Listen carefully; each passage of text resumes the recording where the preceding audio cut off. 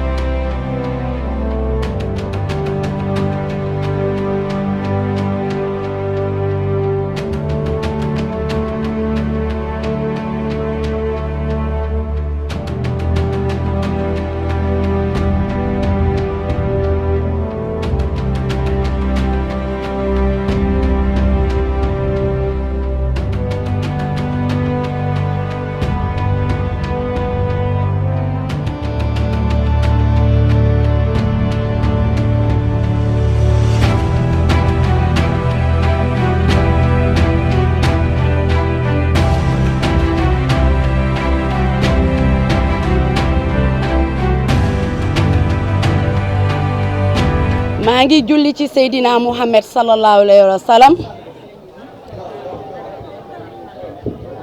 di sant sama ñaari waajur di leen ñaanal yal na leen yàlla xippee aljanay firdawsi defal ko bépp waay dawloo di nuyu sama borom kër El Hadj Tafsir Diarra ndax lépp moom la bu ma nee woon toogal ci kër gi damay toog ndax dama dégg ndigal kon yal na yàlla guddal fanam di nuyu sama doom sama xarit sama leader mooy sama mère duma tàyyi di ko wax di ko ñaanal rek le 23 janvier mu dégg wii ñu def ko ci siège bu mairie ba ginnaaw bi ma ko nuyoo ba pare xam naa ne daf ma dugal kër goo xam ne dama ko miin lool ñuy ay partenaire tey jii bu ma amee fit sañ-sañ ñoo ma ko may muy IMSEC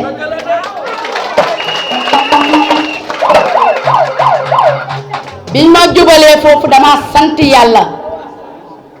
ndax dama leen ñeme ñu xam ma ñu ngi nuyu sunu directeur monsieur Thiongane di nuyu Mor Khoule dafa am xat-xat di nuyu nag Moussa Ndiaye di ko ziar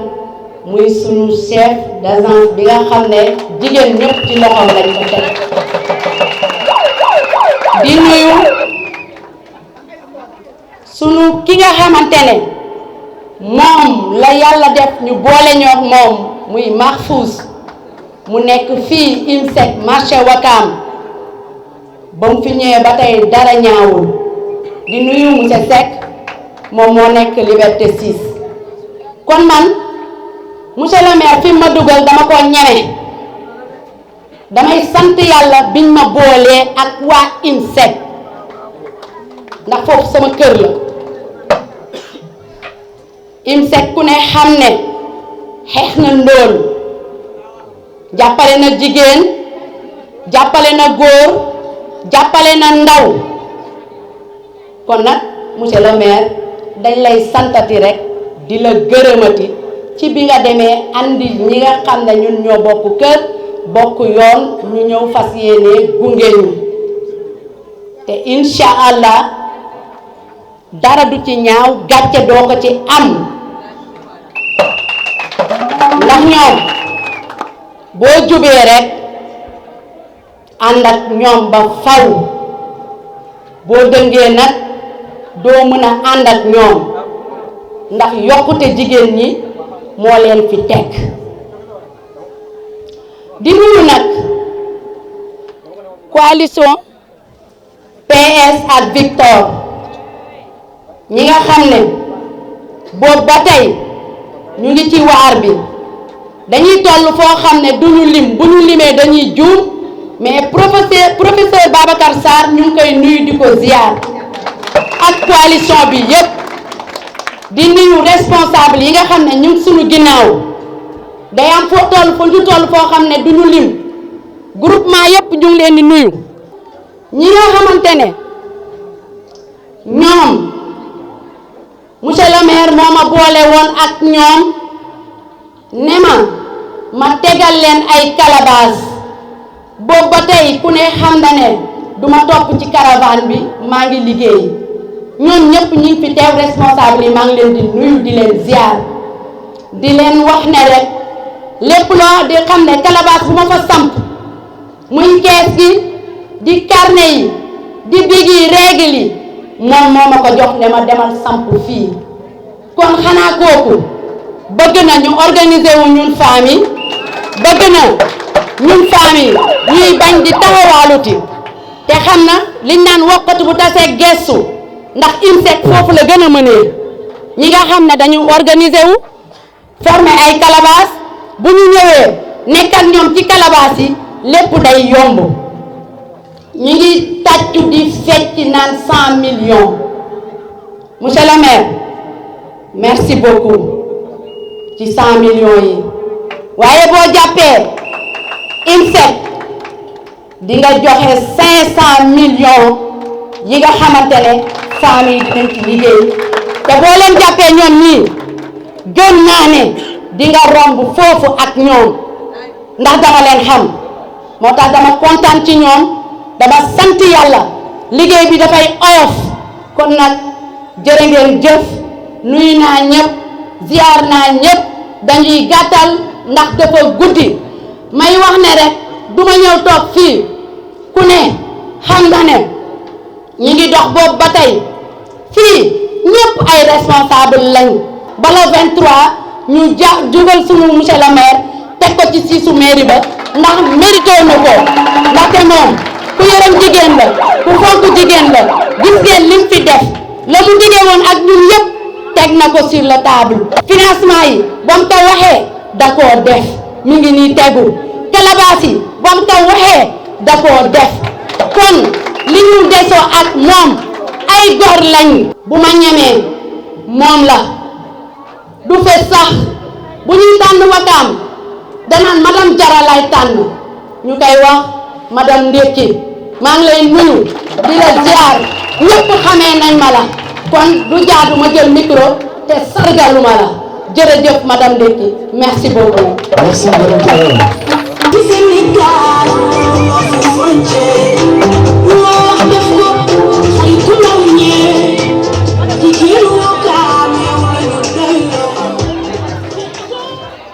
Merci merci beaucoup mbooloo mi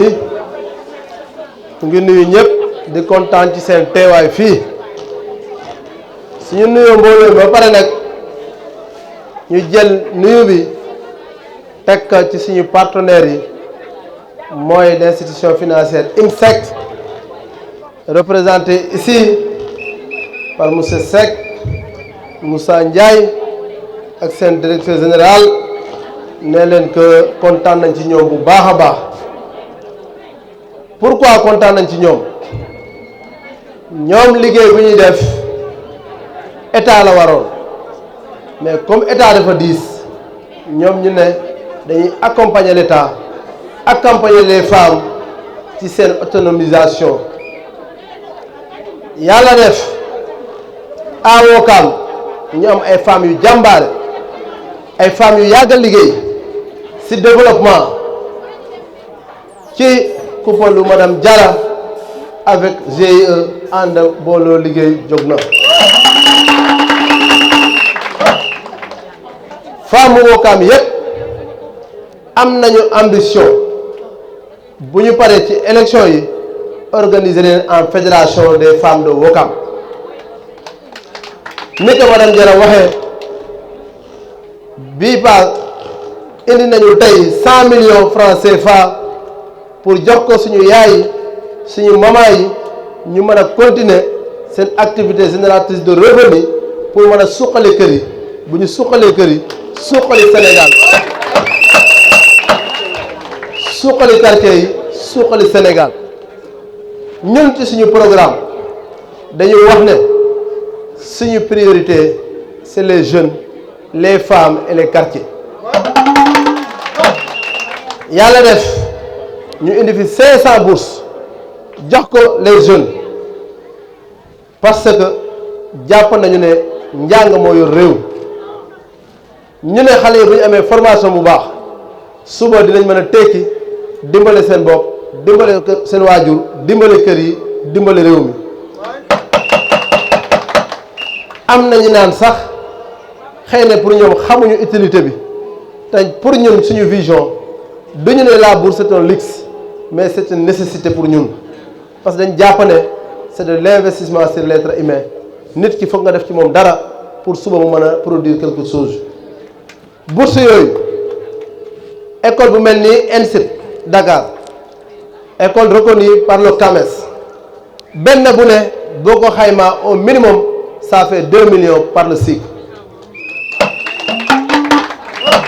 muy première année ba deuxième année ba licence wala master 1 master 2 par cycle que suñ defee loolu ba pare ci ndaw ñi ñu ne suñu maman yi aussi il était important ñoom ñi nga xamante ne dañ nekk ci yoon nekk ci avant état di ñëw avant ñu ñëw avant kenn di ñëw ñoom ñu nekk di daanal seen bopp seen doole di créer seen activité à côté quartier boo gis am nañu seen calebasse yàlla def ci suñu pré-campagne d'abord parce que on a fait le tour de Ouakam ñu ñëwaat ci campagne bi defaat calebasse yu bëri fépp fu ñu jaar ñu ne leen organisez vous soo leen organiser dinañ leen créer benn GIE financement boobu tey moo yegg si ñu ne dañ leen di jox 100 millions pour un début pour ñu mën a tàmbali seen activité yi. madame Diarra wax na ko suñu xel dal na parce que xam nañu ñan lañ amal tey affaire xam nañu ñan lañ ko jox di rassurer aussi suñu partenaires yi di délégation IMSEC di wax ne fii di ngeen xam ne ay góor ngeen ko sekkal ñi ngeen ko jox dinañ ko teewee dinañ fexe ba lépp ñu matee ko bu soobee yàlla ñu liggéey ci liggéey yu am solo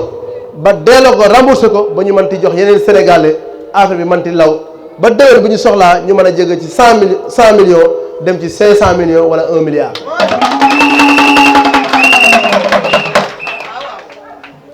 ci suñu programme aussi vision bi ñu ci am si l'autonomisation des femmes nee naa leen suñu programme jigéen ñi dañ ci am part bu am solo malgré manquement yi bëri Ouakam yëpp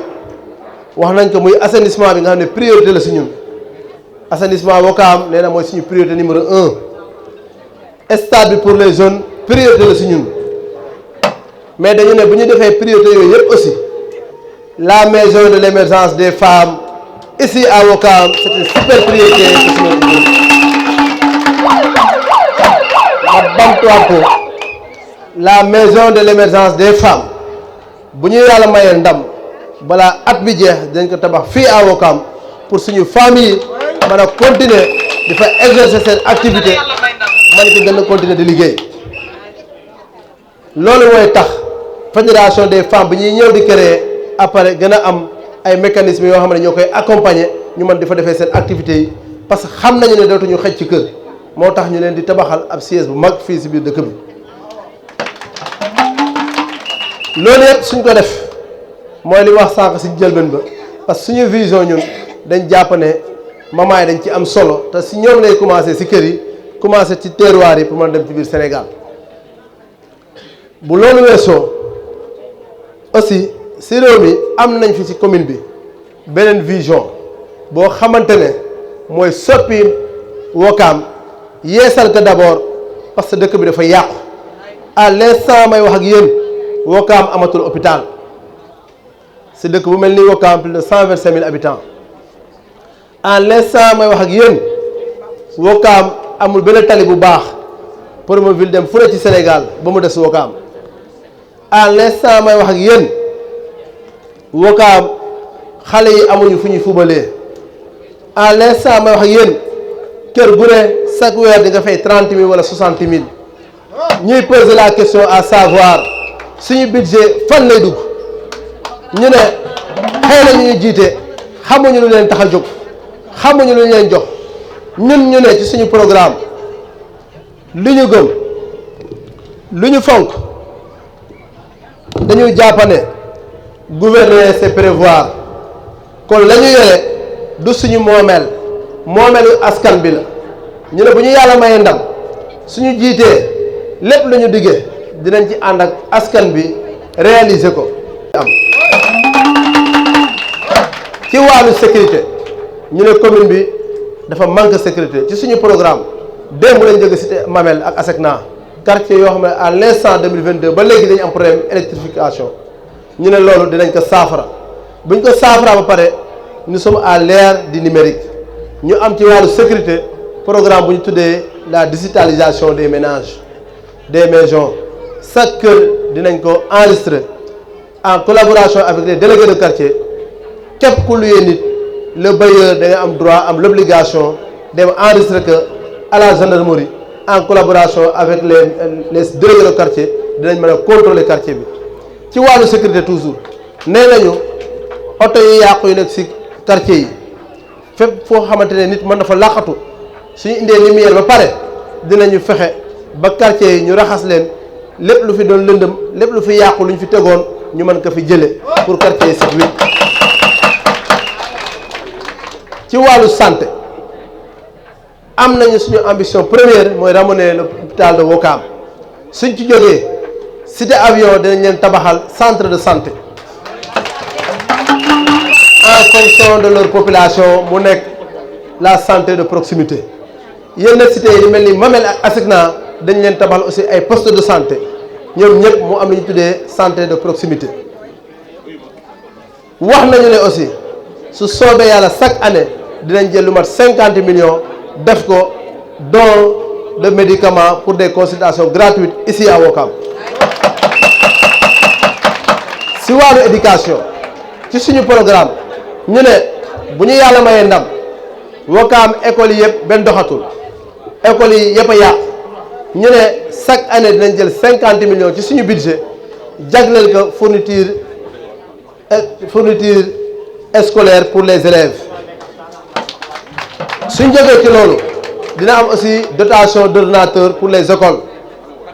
réeréwuñu mbir ne écoles yi am na loo xamante ça ressort de l'État mais mairie moo war a def suivi bi ak accompagnement bi surtout toilette école publique yi nekk Ouakam yëpp nañ leen defaraat suñ ci paree ñu wutal xale yi ay subventions ak ay prix des meilleurs élèves de la commune yooyu yëpp am nañu yéene indiwaat ko pour suñu commune bi mën a soppeeku. ci wàllu sport ma ñëwaat si tuuti fii ci Ouakam suñu yàlla mayee ndam chaque année dinañ jël 20 millions jagleel ko à la zone au mouvement navétane 17 millions yi au 17 ASC chaque année ASC bu ne di nga am 1 million suñ ci jógee jël 3 millions jox ko zone bi muy 20 millions pour le mouvement navétane. les clubs union sportive de Ouakam ak AS Déggo ñi nga xam ne ay club fañoo lañ ci réew mi commune bi dañ leen aussi di jox subvention annuelle. suñ jógee ci loolu bu ñu yeesalee loolu yépp nag am na ci suñu programme lu ñu tuddee les mercredis de Ouakam mooy borom xam-xam ñu dëkk ci commune bi ñu ne soo bëggee def tey plan d'urbanisme wala plan d'aménagement wala programme bu mënti doon ci commune bi am na ay borom xam-xam yu màcc yu nekk ci commune bi dañ leen associé wax leen suñu vision la ñu bëgg a def ci commune bi ñu ñëw di leen consulter di boole seen xalaat ci suñu xalaat ñu mën a am lu ñu tuddee un programme participatif ici à Ouakam. xëy na mënuñu wax lépp mais de manière ramassée rek la ñu wax ci wàllu pêcheurs yi comme dëkkul pêcheur la aussi suñu yàlla mayee ndam ci quai de pêche bu Ouakam dinañ assurer la subvention des moteurs en collaboration avec l'État du Sénégal. mooy commune bi luñ fi fekk xamal nañu ne à Ouakam bu ñuy ñëw lii ak lii lañ fi fekk loolu pour lan la pour rassurer les populations won leen ne pare nañu aussi jour bu ñu fiy jógee ñu won nañu ne lii lañ fi fekkoon lii lañ fi bàyyi parce que suñu vision nekk maire def enrichissement illicite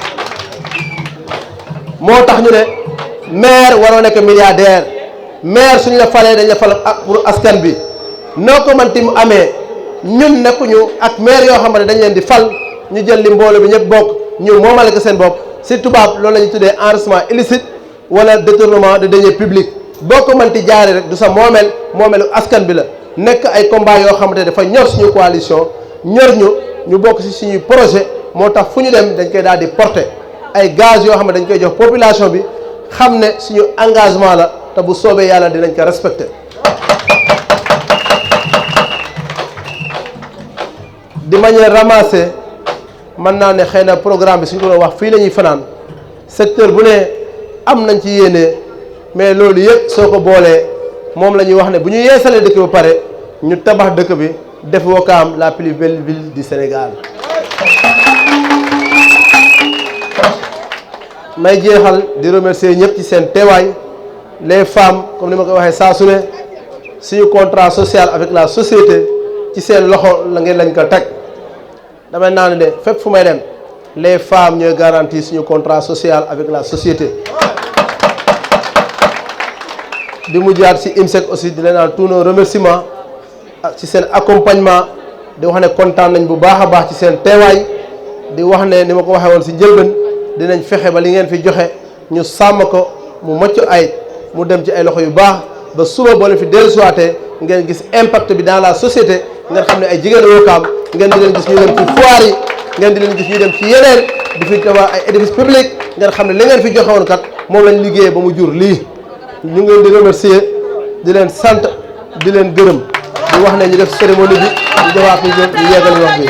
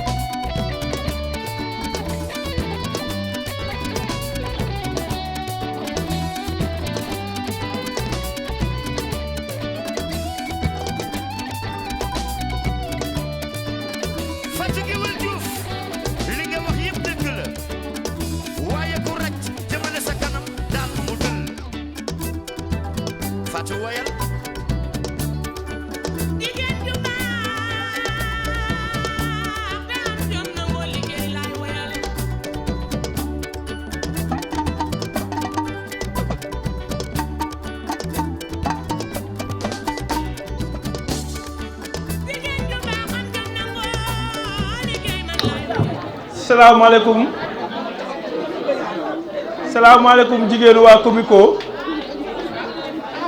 ñu ngi nuyoo ñëpp ñi ñu fi fekk ku ci nekk sa tur ak sa sant di leen jéggalu nag ci xaar bi xam naa depuis suba yeneen fi waaye dafa fekk rek ñu nekkoon ci ay programme yu bari ñu ngi nuyu Victor ñu ngi lay nuyu di la gërëm di la sant di beral nuyoo suñu jigéen muy madame Diarra Aminata Diawara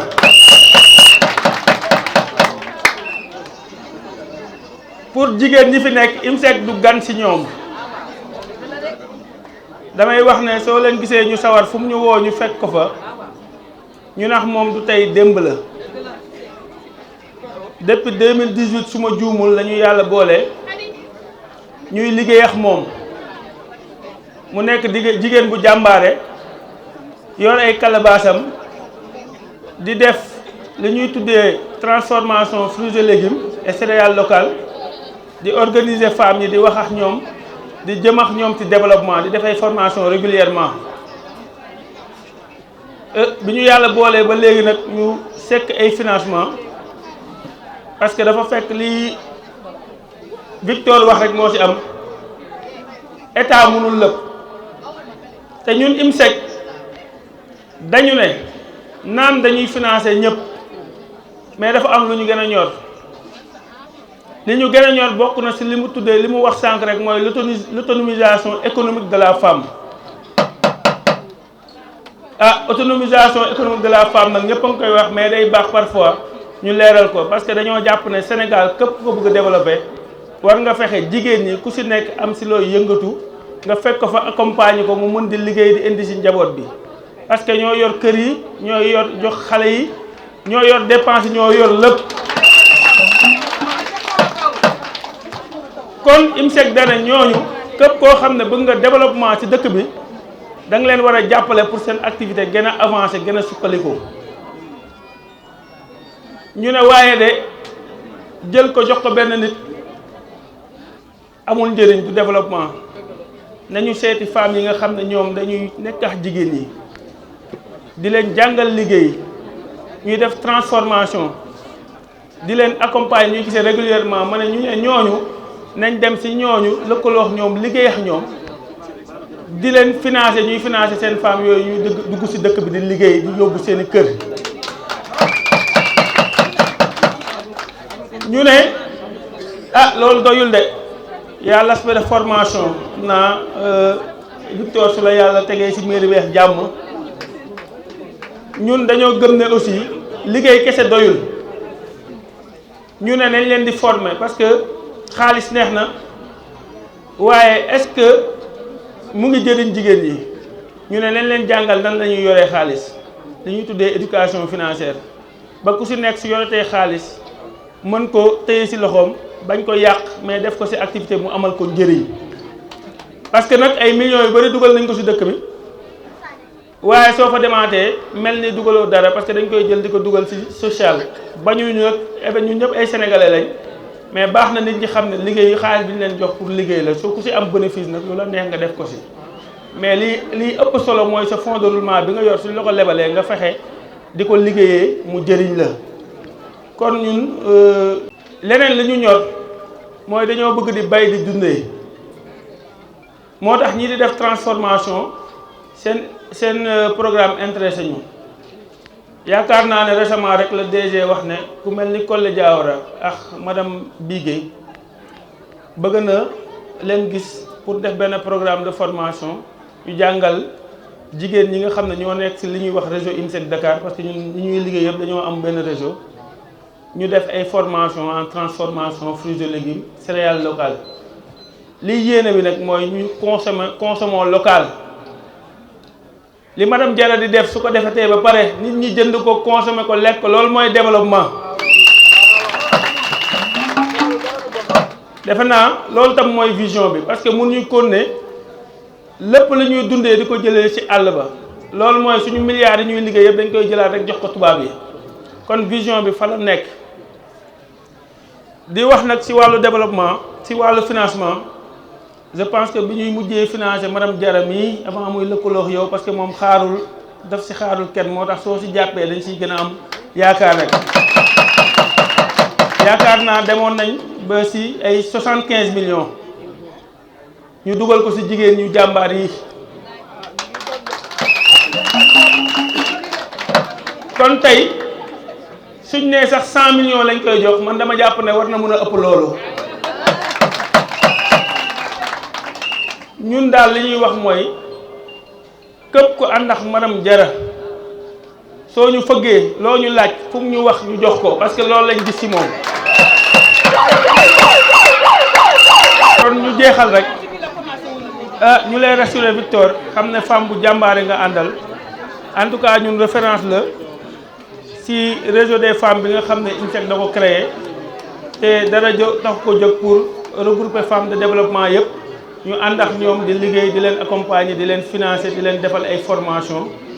pour li ñuy wax rek ñu mën a am li ñu tuddee autonomisation économique de la femme IMSEC looloo ko ñor may wax ne rek beneen bi ndax dégg naa ko sa programme bi entrepreneuriat des jeunes aussi daf ñu intéressé moo tax ñu ngi wàcc xam naa suñ ci jógee ay produits yoo xam ne dañ koy déjee jeunes yi kese ndax jeunes yi aussi pàcc bu am solo la ci population bi donc loolu tam suñ ci tolloo rek incha allah luñ ci mën a liggéey rek ñu ànd ci liggéey du ma terminer nag lu dul ñaanal la ndax dégg naa programme bi gis naa ci yeneen volet yu am solo ñu ngi lay ñaanal yàlla na la yàlla may nga mun ko yeggale yéene bi nga am Wakaam yàlla na la ko yàlla may nga mun ko yeggale ak sa sago ànd ko madame Diarra ak IMSEC ñu financer femmes yëpp ñu dem liggéey bi fi may jeexalee nag damaa wax ne Mahfouz Diallo laa àndal xam naa loolu laa waroon commencer moom moo nekk Wakaam moom moo toog na la yor tiset bu orange bi liggéey bi ñuy liggéey ci wàllu financement yëpp moom moo koy def moom mooy def lépp ndax suñu xësee joxe chèque bi ba pare tout ce qui est des questions techniques moom ak madame Diarra ak jigéen ñoo koy ànd def ko te defe naa moom pare na xam naa suñu semaine bi jeexee rek incha allah war nañ mën a commencer nekk ci liggéey bi pour financer femmes yi. maa ngi ànd ak aussi monsieur Seck moom mooy le responsable de guichet de Liberté 6 loolu yëpp agence bi la pour won rek dayo bi nga xam ne événement bi ñun jaral nañu ko. di fàttali nag ne sama directeur xëj na moo fi waroon ñëw mais madame Diarra xam na démb Victor gisante nañ parce que ñun duñ def lu ko ëmb dafa am urgence moo ñëwul mais aussi mu ngi leen di nuyoo di la wax ne li mu wax incha allah su neexee suñu borom dara du si deñ madame Diarra ñu ngi lay gërëm di la sant di gërëm mbooloo mi fi toog ñëpp di wax ne en tout cas ñun kontaan la si ñun à chaque fois moom su organisé ñu fekkee ko parce que jàmbaar la. ñu ngi lay gërëm di la sant di la ñaanal collaboration bi nga am ak Victor ak IMSEC yàlla na ñoom je vous remercie merci.